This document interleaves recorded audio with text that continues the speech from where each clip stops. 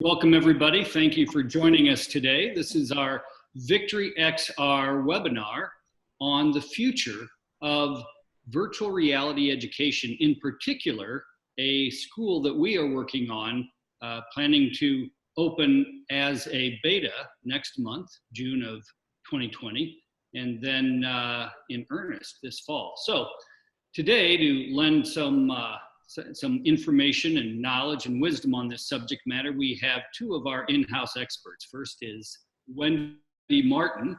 Wendy is a 20-plus year veteran of the classroom. She is a science teacher. She was a finalist for National Teacher of the Year and always one of the most popular, if not the most popular teacher in her high school. So Wendy, thank you for joining us. Thank you. And second, we have our curriculum specialist, Rene Adela. Rene is not any ordinary curriculum specialist. She has experience in the classroom, which we think brings a lot to the table. Rene was an English teacher, so she keeps an eye on the punctuation, grammar, and spelling on our website and all the documents that we put out, which is very helpful. And she also then went on to get her master's in curriculum. She spent some time working for Pearson, ETS, and some other companies. And then she became a school board member in the state of New Jersey, but that punishment was not enough, so she became ultimately a school board member in the state of Iowa. Now she is actually on her local city council. On top of all that, she is a mother, and so she knows education from literally every perspective. So that's been very helpful in us putting this together. Thanks, so, Steve. yeah, so I want to talk a little bit about our vision. We've been at VictoryXR, we've been working on virtual reality curriculum now for several years. And we've created initially individual simulator experiences in VR headsets, which is where most of the industry is.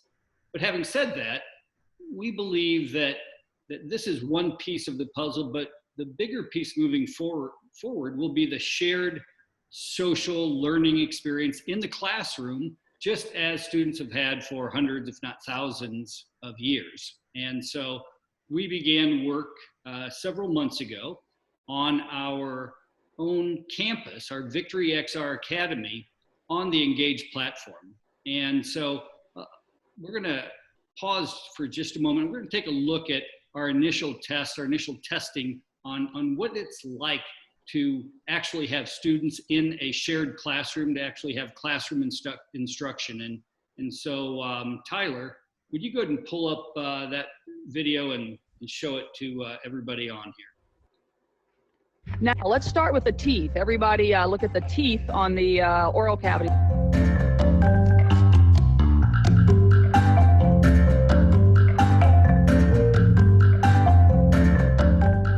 Can you give me an example of a digestive issue that would maybe put you in a hospital or make you have to go see a doctor? Claire, what do you think? Celiac disease? Celiac disease. Has anybody ever heard of?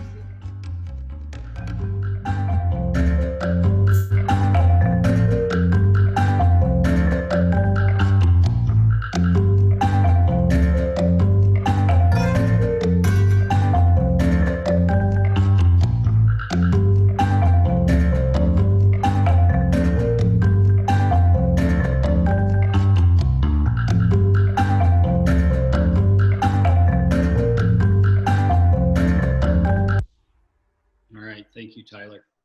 So part of the puzzle in figuring out how to do something that really has never been done before is figuring out, what is the use case?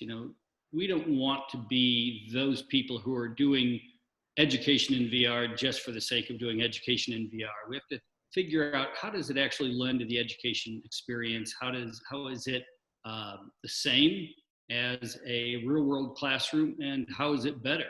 And how can we make the case that students should spend a portion of their time learning in virtual reality? And so Wendy and Rene pioneered this effort along with our technologist, Annie Coyle. And so Wendy, let me throw the first question to you. Okay. Talk about your experience in developing this anatomy lesson plan, and what you were thinking about as you put it together? Well, when I was developing the lesson plan, I was using the same thought process that I would use when I'm developing a lesson plan for a regular classroom. So I wanted to make sure that I hit, certain pieces of information and certain standards and objectives. But when I'm developing it for VR, I also know that I have the ability to do things that I couldn't do in my regular classroom. I can pull a body part out of the stomach, out of the body, and I can pass it around and I can show students. And so that just gave me a little more, the ability to enhance my lecture by actually giving them this hands-on experience. So I had to, didn't have to, but I did tweak things a little bit so that I could talk a little bit more about the structure and function. Whereas in my classroom, I might be able to pop a picture up. I might have an actual model that I can pass around. But in this VR setting, I actually have multiples, and each student can have their own, and they are very realistic and lifelike. So I just knew that I had the ability to do that. So it made it fun, different. Talk about, so in this initial lesson plan you put together, really one of the first ever created in a shared VR classroom. What were the different elements? I think you had 1, 2, 3, 4, 5 different elements that you put into this lesson plan that students experienced while learning about the elementary. Right. Well, we start out in kind of a hospital setting. The benefit is, we're in this one large classroom learning situation, but I can break it up into multiple different scenarios. So we start out in a hospital setting and, kind of talk a little bit about how anatomy and physiology obviously, lends itself to this particular setting. We look at a patient and we can come up with an initial diagnosis.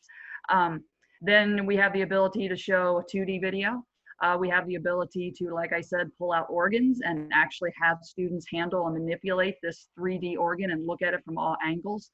We have a lab setting where they actually have a hands-on activity where they take these organs and put it into the body. And we also have the ability to take them on virtual field trips. And so we actually took them to the University of Northern Iowa, where they have a synthetic cadaver lab. So, there's just multiple elements, things that you can't necessarily do in an actual classroom, being able to show a video and touch the organs and then go to a place in the country or the world while being in this class. All very unique elements. Yeah, to me, what was fascinating about how you approached it is literally within 30 to 40 minutes, you took students to a hospital room with a patient, a live patient. Then you took them into a lab and put your hand inside a human cadaver, pulled out the organs and passed it around to students. And then you let them take their own organs and assemble their own human bodies. And then you took them to a university, all in 30 to 40 minutes. It's an extraordinary use of time. They're extraordinary ways to learn that has never been possible in the history of humankind before. And you were able to do all of that in VictoryXR Academy on the Engage platform in really a short period of time. Right. Reflect on that a little bit. It's amazing. I can, stand up normally and maybe, like I said, show pictures or describe the experience of being in a cadaver lab or being able to hold and manipulate an organ. But within our, virtual academy, we can actually do those things, and we can do those things within 10 minutes of each other. And what about the reaction of the students? How was it working with students in this space? First of all, it's just amazing to me that I had students that were really from all over the country, all in this one space. One of the students happened to be one of my actual students in my classroom at Assumption. And so I had a lot of follow-up conversations with him about it. And he loved it. I think that all of the feedback that we got from the students was that it was kind of a wow moment, that they were very impressed. A lot of them had done this type of thing before, but more in a gaming type setting. And I think being able to get them into this virtual world and let them use what they know, but teach them was a really cool experience for them. I think that it kind of just opened up their eyes that, you know, there are ways that, you know, ways to teach, new ways to teach that can enhance and make their education more fun, more exciting for them. Because these kids nowadays, they are tech savvy. And if we can use that to teach them things, I think everybody benefits, the students and the teachers trying to get the information across. Yeah, and you know, it really struck me what an amazing thing we were pulling off here when a student from Denver, yeah, standing next to a student from North Carolina, yeah, it's amazing, and passing a human organ from one to the other, and right? Suddenly, space and time come together in one location. So I know. I mean, that's just amazing to think. Yeah, you've got two kids from two different states, and they're standing right next to each other, and they are sharing a small intestine and passing it back and forth and looking at it. I mean, that's amazing. Yeah, and I loved it. So, Rene, we spent a fair amount of time learning. Sort of, this was our petri dish, trying to figure out, you know, what works, what doesn't work, and talk to us a little bit about where we go from here. We're obviously building out an entire campus now, not just one room, but an entire campus. And I know this is a really broad question, but with some broad strokes, talk about what our next version of this is going to look like, and some of the things you hope to pull off. Well, you know, just to underscore what Wendy said, it was amazing to have students from all over in one place. And I think from an education standpoint, you know, when you're in a classroom with your students, oftentimes it's reflective of the values of that community, but to be able to open it up to, you know, we had students from across the states, we had someone from Canada in there. Once we can bring in more students from all over and share their perspectives from their communities and their learning, it just allows the pot of learning material to be so much more increased, and disseminating all that information with everyone's perspectives in a collaborative way is just an amazing way to, you know, that's what education's all about. It's learning, and it's not just learning in that one small habitat. So the goal of our academy is to bring in all disciplines. You know, Wendy's referencing a science lesson, but we talk about foreign language and math and concepts that might be really abstract, to be able to do those in a way that is not just a lecture setting or a pen and paper and notepads. And sure, you can show videos in a classroom, but when you have kids who, first of all, they're super engaged, because as Wendy mentioned, they're born into this digital age. They're used to technology and they want to have as much access as possible. So when we can weave that in, like we're doing with the Academy, and allow students to experience education in multiple forms by using our 3D objects to help cover those abstract concepts for math. I can see a lot of great use cases, particularly with geometry. For language arts, doing plays, because plays are meant to be seen. And oftentimes, I know that when I was teaching Shakespeare in a classroom, you know, the students groan Shakespeare because you're sitting in desks and you're kind of reading lines and analyzing it. But to be able to have students do set design and set up props and talk about how the setting might be important to that particular piece of literature, have students acting things out for others to see. Foreign language will be an amazing discipline to bring in, because we will have people from all over the world sharing their perspectives of learning. And so the Academy is really just meant to help meet students where they are with their technology desires, and couple that with where teachers want to always be, which is engaging students, disseminating information and knowledge, and then everyone in that space, and in this case it'll be in virtual reality, learning from that and taking from that and growing and building on it in real time. You know, we'll be able to record these lessons and they can be assigned to students to watch, or if a student is absent, or whatever the case may be.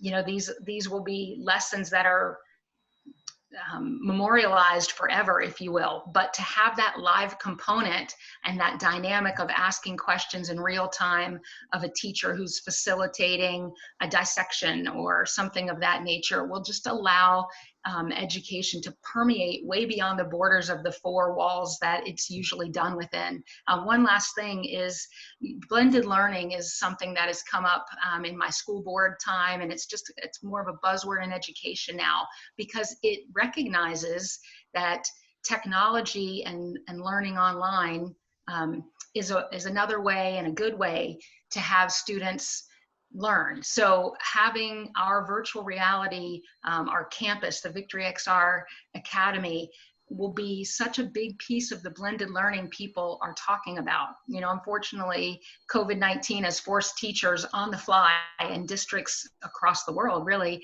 to figure out online learning if they didn't have a small component of it.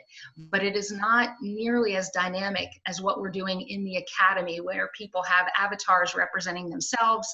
And as you mentioned earlier, they're passing around organs or they're standing around a lab table dissecting an animal, and a teacher is there to facilitate, but that learning is just, you know, organically popping up and questions are coming up and people are sharing. It's an amazing seismic shift that we've been talking about needing to happen in education to move us out of that traditional kind of static model that we've been doing for more than 100 years and really bring us into the 21st century.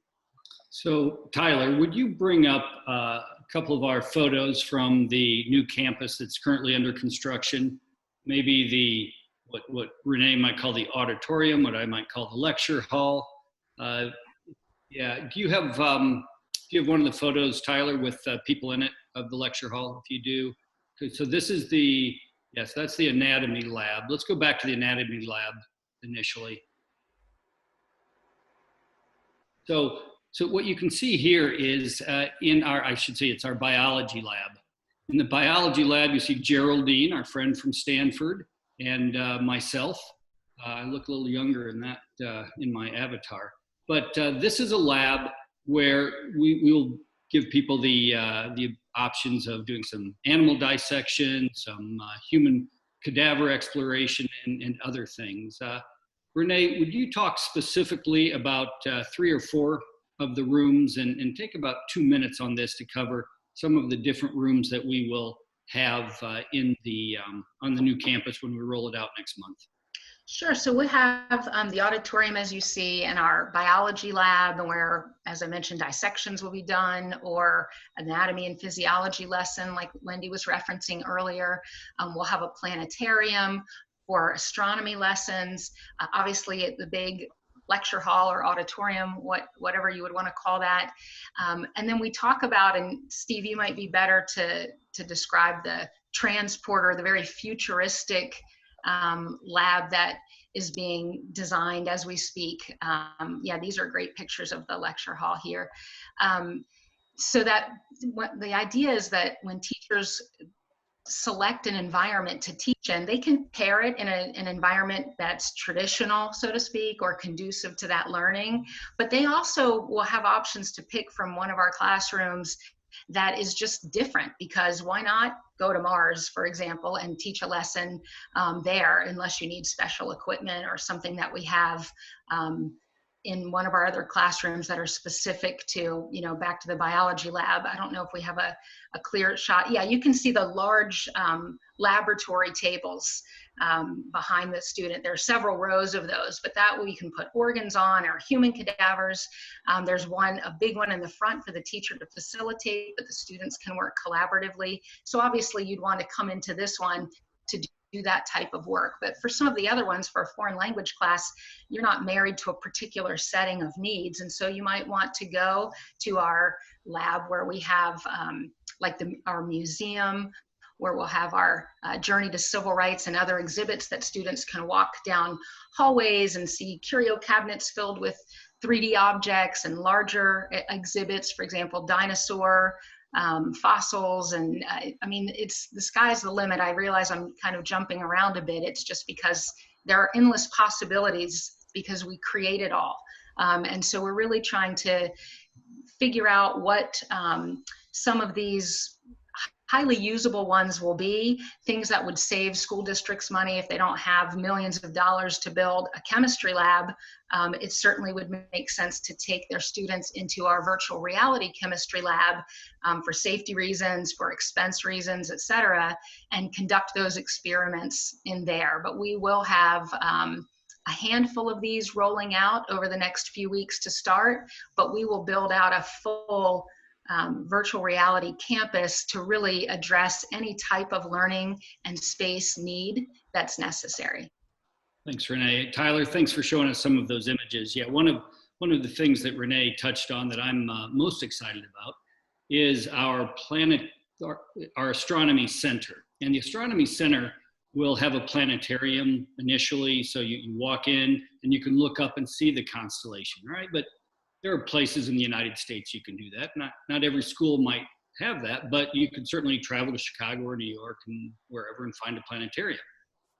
But in our astronomy center, sure, you can look at the constellations, but then at the back of the room, we'll have a Star Trek-like transporter room. So you'll head back to the transporter room, the teacher will press the button, and suddenly students will be transported up to a spaceship. And instead of just looking at the stars from planet Earth, they'll be able to look at a nebula or a black hole or stand on the moon, stand on Mars, all of this from beaming up from our transporter room. So I just think that when you think about what is the value of VR over just say learning on a webinar, a Zoom or something like that, Microsoft Teams, those are great tools for a lot of learning.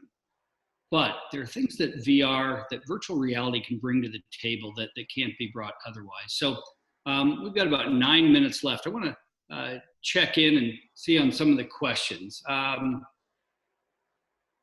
Yeah, so one of the questions is about the art center and how it'll be structured. And I think I can take that right now. Our goal is to have the art center be 2 different sections. Section 1 will be a place where we have fine art, some of the world's greatest art. Might be the Mona Lisa, might be a great sculpture, might be the David, whatever.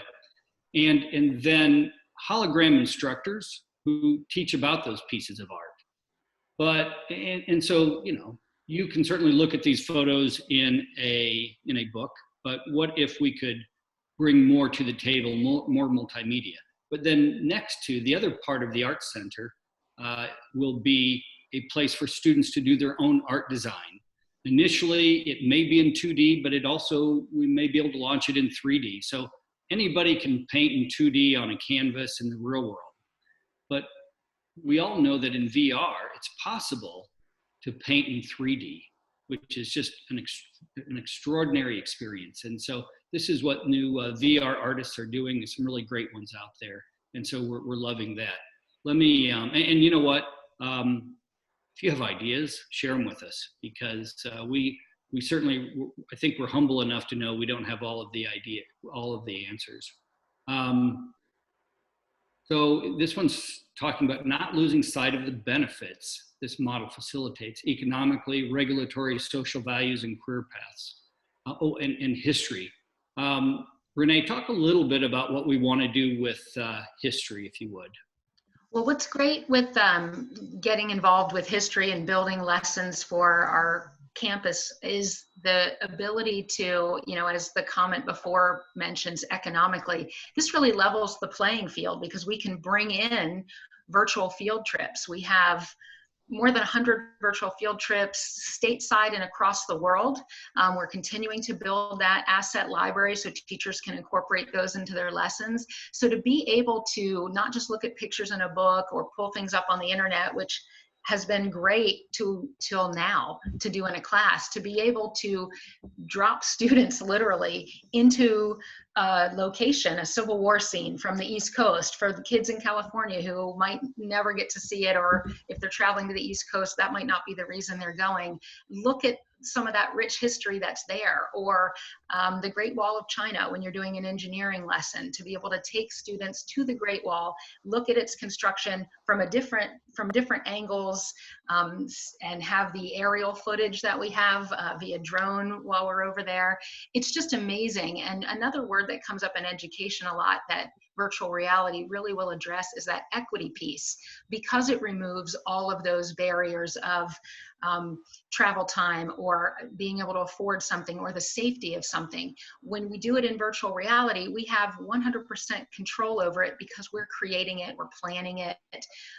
Everything that we will do in our academy, I'm sure we probably are the first, but I'm sure we won't be the last. But we will be very intentional about substantive content, standards aligned content, so that when someone comes to our academy, they have that confidence that everything has been well thought out. It is completely legitimate. They can incorporate it into the lesson plan that they want to teach. And history is just, back to that point, just a great place, a great discipline to do in virtual reality, because you can still do the traditional aspects in the classroom setting, but take students on those field trips or bring in 3D objects of, back to the Civil War example, of weapons from that time, for instance. So there will be so many different ways students can handle 3D objects from whatever time period that they're discussing or a major event that they're discussing, visit locations, and it will just bring a whole nother level to their learning in that area. We have a really good question on here. And so this is something I should have addressed up front, but the question is this a school for students or a platform for teachers, which is a great question. And primarily we're building a platform for teachers. So just as Wendy is building lesson plans to be used by other science teachers around the world, that's one of her projects now that she built the first initial beta for us.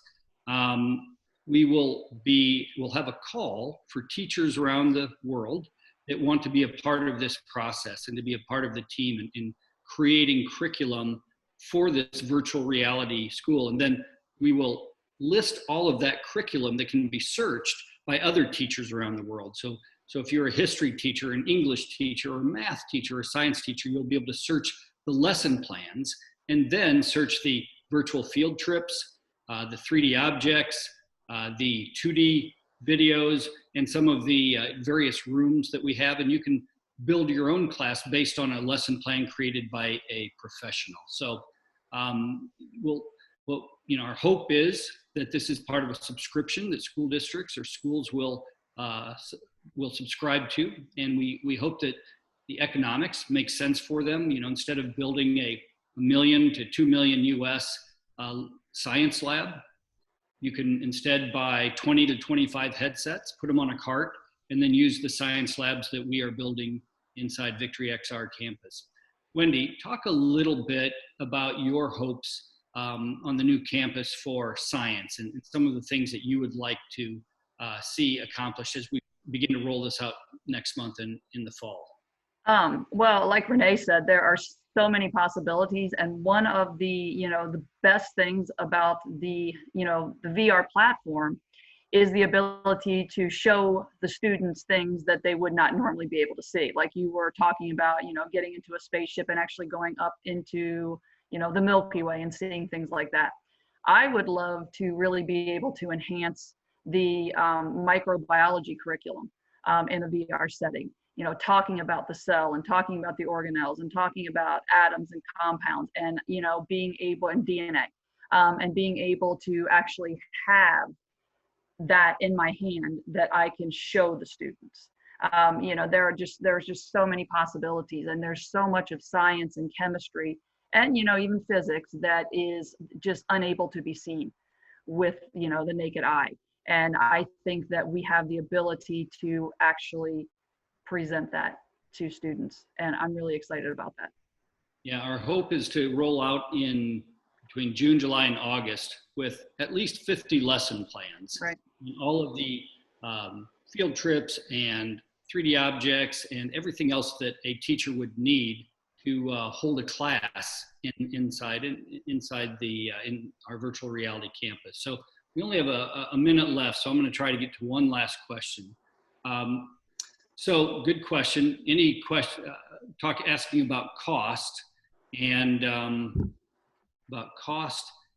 when the beta will be ready. So as far as we intend, we're working on finalizing a date once we get more confident about a couple things. But by next week, we should have a specific date for the initial walkthrough for educators and opinion leaders.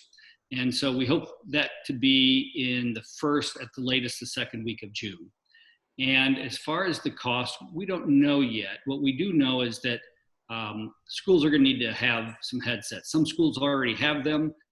Some schools do not, but we hope to have our business model finalized by about that same time, first week of June, and then we'll roll it out from there. So our 30 minutes is up, and I know there are other questions that you have. So I'm going to give you our email address. And last question, headsets. Good question. It needs to be a 6 DOF headset. So that means that you want an Oculus Quest, a Vive Focus Pro, a Pico Neo, or any of the bigger systems, the Vive, the Oculus Rift, Windows Mixed Reality, and of course, HP's amazing headset. So any of those will make it better. And actually, if you have the more powerful headset, that's when you see the full body. If you're operating off an untethered headset like the Quest or the Neo or the Focus, you'll only see the upper half of the torso because of the difference in graphics processing. So it's a slightly better experience with the more powerful headsets, but what we believe is that most students will be accessing it with an untethered headset that they buy for between $400 and $800 a piece. And the final thing is that a lot of schools have an Oculus Go. The Oculus Go does not have a strong enough graphics processor to work in this case. So that for schools that do have that, you'll have to revisit that issue. And of course, it won't work for Google Cardboard either. So let me give you our email address. You can reach us by email at info@VictoryXR.com. The other thing you can do is you can reach out to us via Facebook. We have obviously a VictoryXR Facebook page, but then I'm also on LinkedIn, Renee's on LinkedIn, Wendy is on LinkedIn, and so you can reach us through those as well. And I know there are plenty of questions that are unanswered. We would be happy to answer them.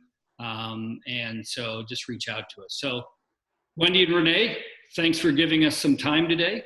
And Tyler, thanks for managing things behind the scene. And Ty, thank you for organizing this. These are our credits rolling at the end.